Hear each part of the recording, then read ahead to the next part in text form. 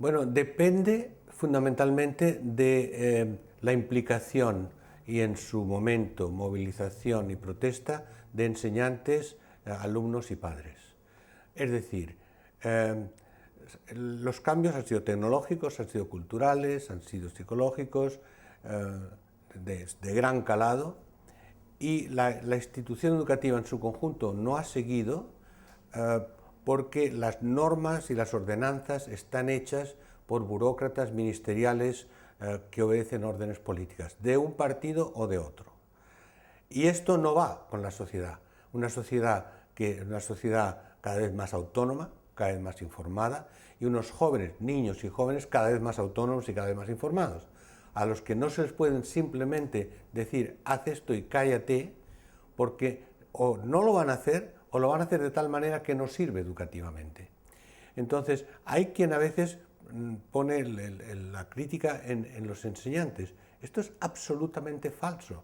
Ni tecnológicamente ni culturalmente los enseñantes están atrasados. Yo diría que como personas están bastante por delante del conjunto de la ciudadanía, porque están más informados, porque su trabajo es reflexionar y comunicar esa reflexión, pero lo que ocurre es que están arrojados en unas estructuras organizativas y en unas cadenas jerárquicas de las que es muy difícil salirse y que además se les pide innovar sin darles las condiciones de reciclaje, las condiciones de tiempo y en último término también recompensar su trabajo de forma que puedan realmente asumir las nuevas tareas del sistema educativo. Por ejemplo, un par de datos que creo que son significativos. Hace 5 o 6 años en la UOC hicimos un excelente estudio, no lo hice yo, pero en el conjunto de análisis de lo que llamamos el Projecte Internet Catalunya, un estudio sobre las escuelas de Cataluña, muestra representativa de las escuelas primarias y secundarias de Cataluña, Carlos Igalés y José María Mominó, y una de las cosas que salía en este estudio es que había muy pocas horas dedicadas en que los estudiantes utilizaban Internet en la secundaria, algo así como menos de 10 por mes. Y los enseñantes también. Pero luego, en su casa, los estudiantes y los enseñantes hacían más de 15 horas a la semana por Internet. ¿Qué quiere decir? No es que los enseñantes no estuvieran en Internet. Quiere decir que en el sistema educativo el Internet era en ese momento, y sigue siendo en gran parte, encerrado en una aula informática, no integrado en los currículos, no integrado como instrumento de enseñanza, ni para unos ni para otros. Bueno, entonces, esto muestra que no son las personas y no son las capacidades, sí, aunque haya, claro, enseñantes de una cierta edad que tienen que adaptarse a lo que es enseñar con Internet. Otro dato, en Cataluña, como en España, como en Francia, como en California, hay más o menos una tercera parte de abandono escolar en la secundaria.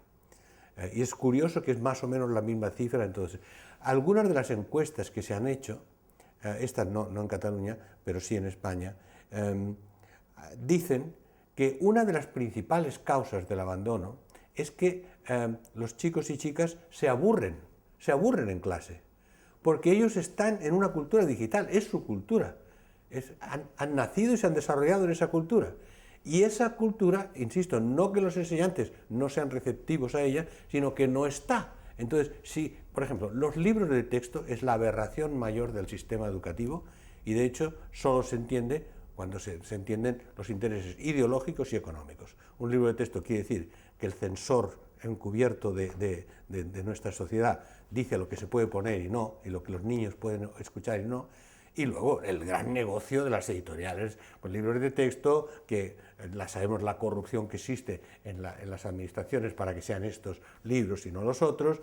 Es decir, los libros de texto es un instrumento del pasado medieval y que bloquea absolutamente el desarrollo intelectual de los niños. Pero no es tan absurdo como parece, porque obedece a intereses ideológico-políticos y obedece a intereses de las grandes editoriales que se alimentan de libros de texto, no se alimentan de otra cosa. Los libros de texto financian el resto de las colecciones. Bueno, entonces, todo eso, desde dentro del sistema, yo, francamente, creo que no se puede cambiar. Ni ver, ni no ver, todos más o menos cada uno a su manera, van por el mismo sentido de ordeno y mando en la sociedad. Por tanto, cambios requieren una estrategia de reflexionar pedagógicamente y socialmente qué es la enseñanza en la era digital, qué es la enseñanza en un mundo globalizado. Y hay mucha elaboración, pero está bien que esa elaboración genérica que existe se aterrice en contextos concretos, se aterrice en Cataluña en concreto, que se sepa que todo eso en Cataluña, en las condiciones de Cataluña, en las condiciones de que hay que integrar también el tema de la defensa de la identidad y de la cultura catalana, la defensa de lo que es una historia y una tradición. En esas condiciones concretas, ¿qué quiere decir la modernización de la enseñanza? Pero una vez que se sabe qué hacer, hay que moverse, hay que movilizarse, porque el sistema no lo va a dar desde arriba, porque si no lo han dado es porque no les interesa. Y el sistema son personas concretas, son instituciones, son partidos, son grupos económicos. Entonces, contra eso o se moviliza la sociedad por la base o eso no va a cambiar. Bueno, hay que recuperar la legitimidad con respecto a quién. Lo primero es a las personas que habitan ese sistema educativo, que no lo vean como una condena, como una imposición, sino como algo de su autoexpresión. Y empezando por los jóvenes. Solo sabemos una cosa del futuro, solo una, que el futuro lo harán los jóvenes. Y que por tanto, lo que hoy día sean y se desarrollen los jóvenes, será exactamente la sociedad del futuro. Son ellos, es la producción material del futuro. Todo lo demás son ideologías futurológicas. Bueno, hay que dar voz a los jóvenes, hay que atreverse, pero sin ser paternalista o demagógico. Los jóvenes pueden decir tonterías monumentales, pueden jugar en lugar de estudiar, o olvidarse de estudiar mientras juegan, que es lo que normalmente se hace. Pero hay que escucharles y por tanto hay que abrir un sistema realmente participativo en que los enseñantes se atrevan a que los pongan en cuestión y a establecer un diálogo. Y bueno, cuando alguien realmente se pone en situación violentamente indisciplinada, es otra cosa. Pero, incluso en ese caso, el método mejor para manejar esos problemas de disciplina no es, de nuevo, la represión directa. Eso es un caso extremo. Es la presión del grupo. Es establecer, si hay un diálogo establecido, hoy día los jóvenes y los alumnos tienen su propio grupo, enfrente de los enseñantes y enfrente de los adultos. Si los enseñantes conseguimos establecer un vínculo entre nosotros y ellos, que fundamentalmente queremos los dos que mejore la escuela y que mejore la convivencia social, y que no solo aprendamos, sino que también creemos relaciones sociales nuevas entre nosotros. Pero eso solo empieza primero reconociendo un cierto nivel de horizontalidad y intentando que nuestra superioridad sea por la experiencia y lo que sabemos, y no porque tenemos un puesto que nos permite ponerlos cara a la pared si es necesario. Entonces yo creo que esa es la primera cosa. La segunda cosa es una integración mucho más fuerte con los padres. Porque, vamos a ver, la escuela se queja frecuentemente, de lo que es verdad, de que los padres, en muchas familias, se dejan sus responsabilidades familiares y piensan que la escuela tiene que resolver no solo a enseñar a sus hijos, no solo tenerlos aparcados ahí para que no molesten, sino además resolver sus problemas psicológicos, sus problemas de crecimiento emocional. Pues no, la escuela no puede hacer todo. La escuela realmente tiene que centrarse en la labor pedagógica, pero en un contexto social, no simplemente en la memorización, etc.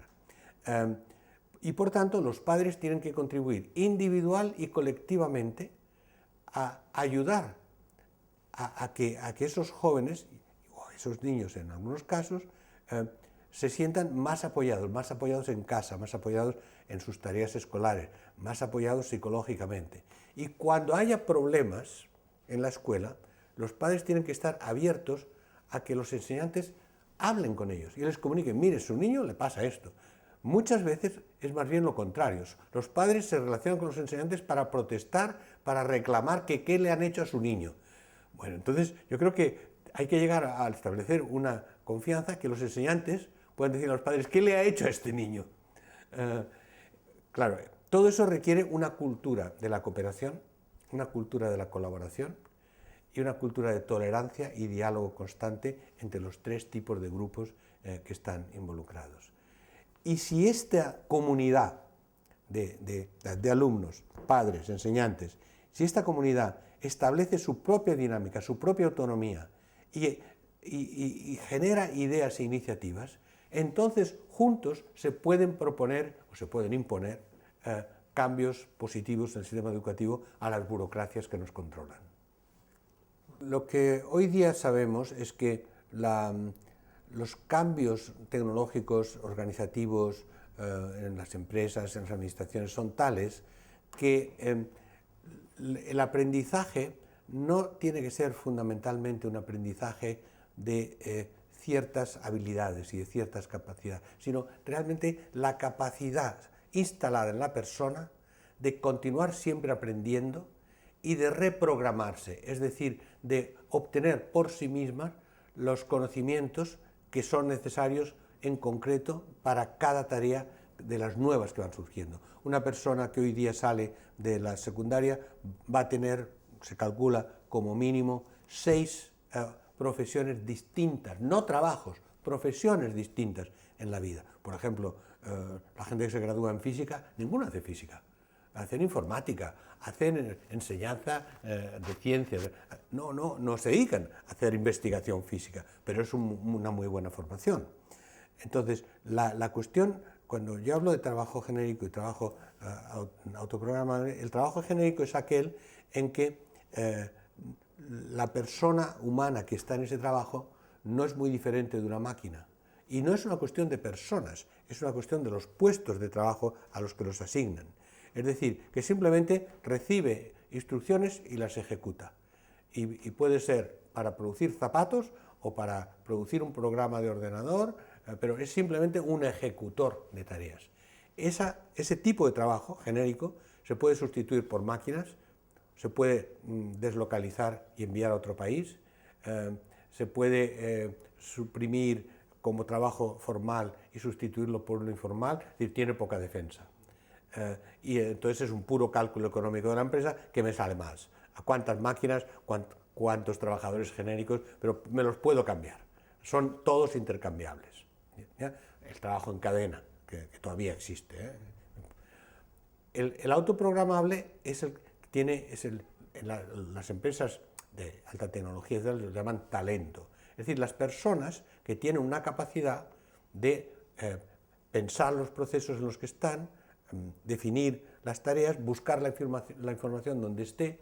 La información está en Internet toda, y entonces la capacidad es saber qué buscar, cómo combinarlo y cómo adaptarlo a la tarea concreta que se tiene en cada caso.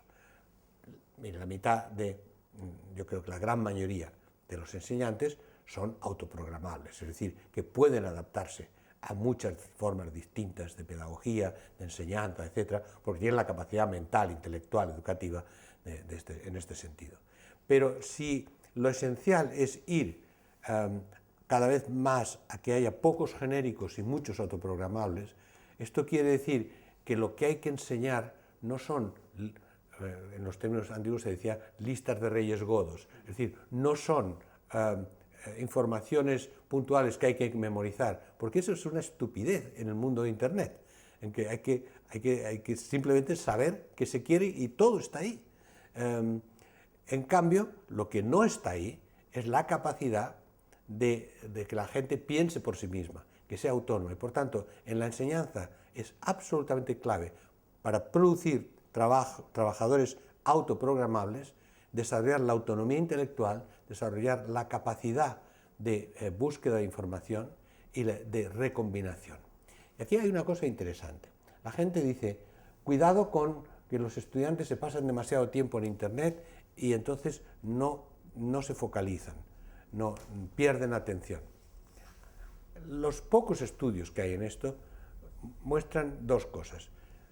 Es cierto que estando mucho en Internet, que es lo que todo el mundo hace en estos momentos, los estudiantes, es su mundo, no solo Internet, pero es un mundo, una parte importante de su mundo. Se pierde cierta capacidad de concentración, pero se gana enormemente capacidad de multitasking, de multitarea.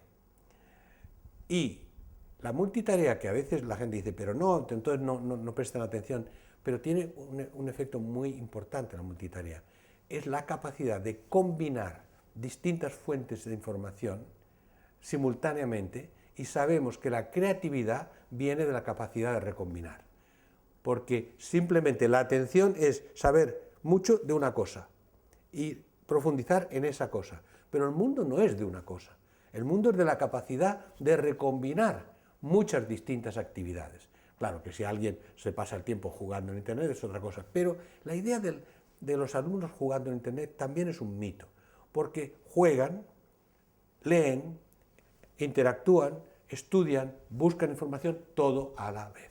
¿Qué ocurre? Que las personas de más de 50 años, para ponerlo sencillo, quizá aún más jóvenes, nos hemos formado en un mundo en que todo eso era imposible.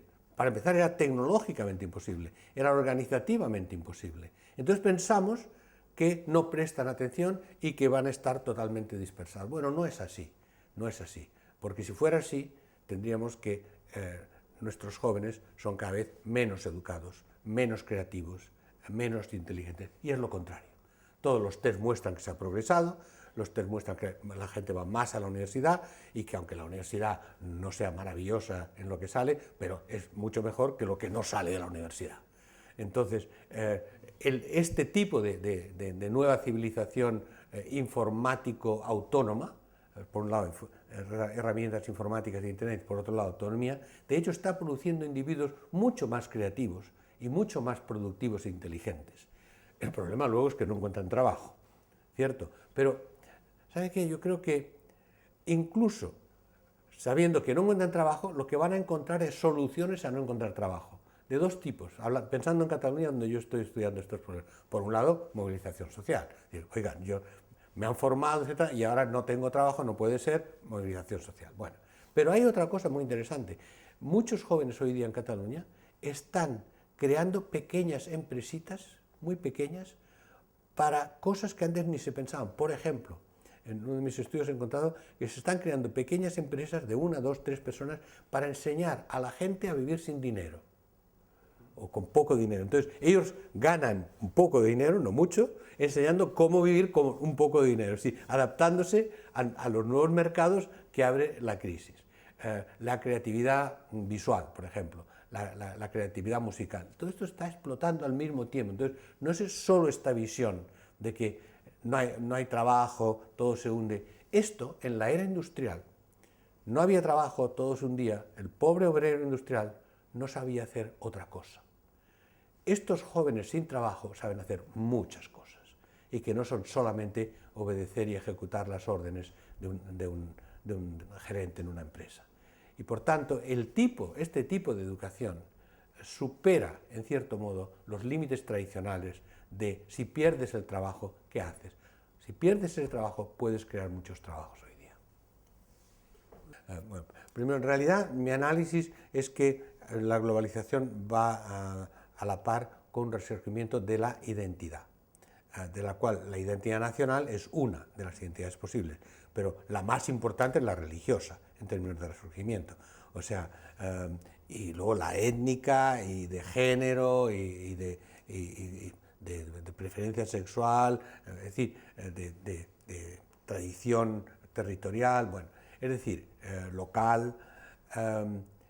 La razón es muy sencilla, en la globalización se desarticulan los instrumentos tradicionales a través de los cuales las personas tenían una capacidad de controlar sus vidas, a través de instituciones políticas, a través de organizaciones de la sociedad civil. Todo eso está hoy día superado por la globalización. Los estados, de hecho, existen y gestionan, pero gestionan en función de los flujos, instrucciones que vienen de la globalización. Por tanto, cuando hay eso, la gente tiene la tendencia a decir, bueno, yo me repliego sobre lo que soy. como no puedo controlar el mundo grande, quiero vivir el mío.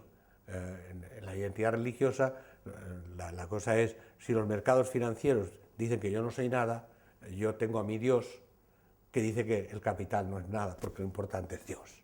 Entonces, hay una relación en ese sentido. Bueno, entonces, Cataluña cada vez más globalizada y cada vez más buscando la afirmación de una identidad propia como comunidad nacional. Eso está ahí, está planteado. Está planteado y además está planteado cada vez con mayor fuerza, llevando en estos momentos a un conflicto constitucional y político de gran envergadura. Yo personalmente lo que pienso y he escrito es que si los problemas se plantean en términos estrictamente institucionales, digamos, ideología contra ideología, partidos contra partidos, es decir, el españolismo, que también es otro nacionalismo, ¿cierto? Hablamos del nacionalismo catalán, el nacionalismo español es el más fuerte de todos. Es el nacionalismo español con sus aparatos e instituciones, de izquierda y derecha, y el nacionalismo catalán con sus aparatos e instituciones.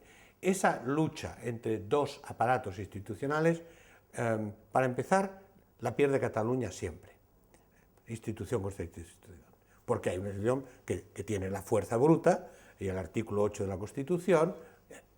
En cambio, si el planteamiento es un planteamiento desde la sociedad, desde las personas, la idea de que una gran mayoría de los ciudadanos de Cataluña realmente sientan que su cultura tiene que ser defendida como instituciones propias porque tienen una serie de agravios que no son respondidos, etc.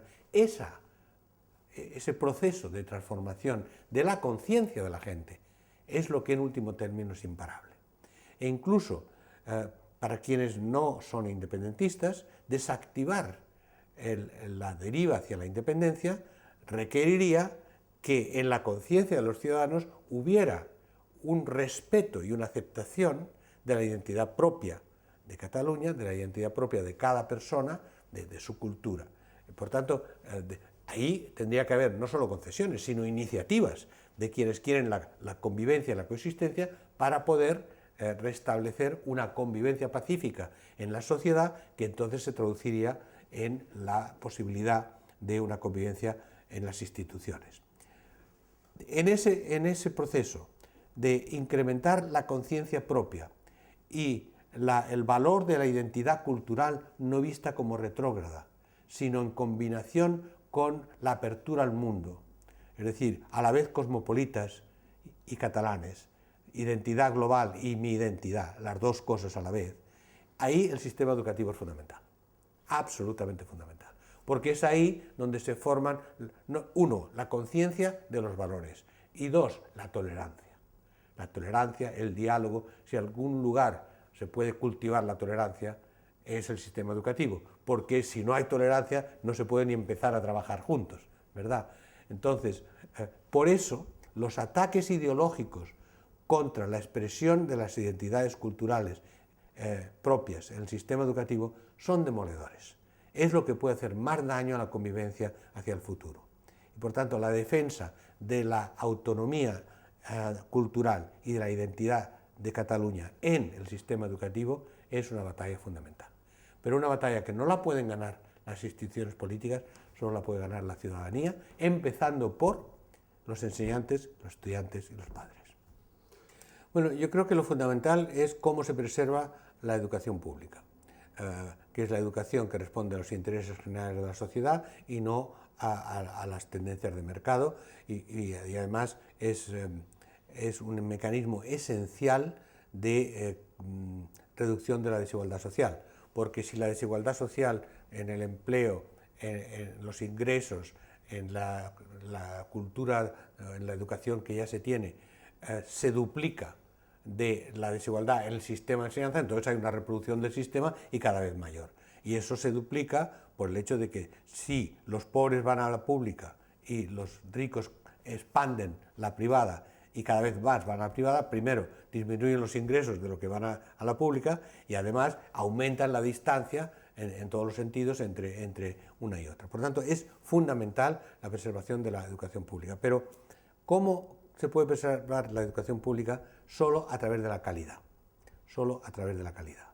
Es decir, si por la misma calidad hay que pagar mucho más para ir a la privada, solamente los snobs que quieren que sus niños vayan a la privada para que luego se casen entre ellos, se conozcan entre ellos y reproduzcan la élite, solo irán a la privada. Pero el problema no es ese, el problema es que hoy día muchas personas profesionales, clase media, etcétera, piensan que en la pública no van a tener la misma calidad de educación. Entonces yo creo que el incremento de la educación, de la calidad en la educación pública, en términos de número de alumnos por clase, la dedicación del enseñante, la capacidad tecnológica, idiomas es fundamental. Una buena parte de la enseñanza privada parte de la idea de que para aprender inglés tienen que ir a la privada. Entonces, yo creo que hace falta una revitalización de la calidad de la escuela pública y, por tanto, recursos. No hay otra manera, recursos. Y ahí los ciudadanos simplemente tienen que pedir cuentas a los responsables políticos. Si un ciudadano quiere realmente una educación pública, tiene que cortar la hemorragia de recursos que van a la privada. Así de claro. Entonces, yo diría que en términos de ese futuro de la educación, la calidad de la enseñanza pública requiere, en nuestro contexto, en el contexto europeo en este momento, una serie de iniciativas que creen la tolerancia en la multiculturalidad. Es decir, somos multiculturales, multiétnicos, más incluso yo diría multiétnicos en ese sentido, porque puede haber una catalanización de las comunidades inmigrantes, etc. Hay que aceptar la diversidad, porque lo somos y lo vamos a hacer siempre, por reproducción de la gente que ya está aquí, aunque cerráramos la puerta. Entonces, una de las razones xenófobas directamente de que a veces la gente mueve sus niños a la privada es porque la pública es multicultural. Y también los enseñantes tienen problemas de que, bueno, es que no entienden. No que ellos sean racistas, no, es que cómo van a tratar con niños de culturas diferentes, por lo cual quiere decir que una de las formas de transformación del sistema educativo es equipar a los enseñantes y a las escuelas, porque no son solo que todos los enseñantes sepan tratar con distintas culturas, sino que ciertas culturas necesitan que haya enseñantes de esa cultura que al mismo tiempo sean biculturales y bilingües. Entonces, si eso no se hace, cada vez más habrá escuelas públicas multiétnicas y escuelas privadas monoétnicas. Y ahí estamos además introduciendo un sistema xenofóbico en la sociedad. Por tanto, aumento de la calidad, aumento de la capacidad de tratar la multiculturalidad y defensa, entonces, en base a esto, de los presupuestos que vayan a la escuela pública con respecto a la escuela privada, y eso es una cuestión de la movilización ciudadana. Pero los ciudadanos no se movilizarán si no ven que la escuela pública es capaz de reformarse a sí misma. Por consiguiente, la primera responsabilidad está, yo diría, hoy día, en los enseñantes de la escuela pública, para, con los pocos recursos que haya, mostrar que puede haber mucha mayor calidad por otras razones. Solo desde una enseñanza pública de calidad podemos recuperar la confianza de los ciudadanos y luchar por más recursos para la escuela pública.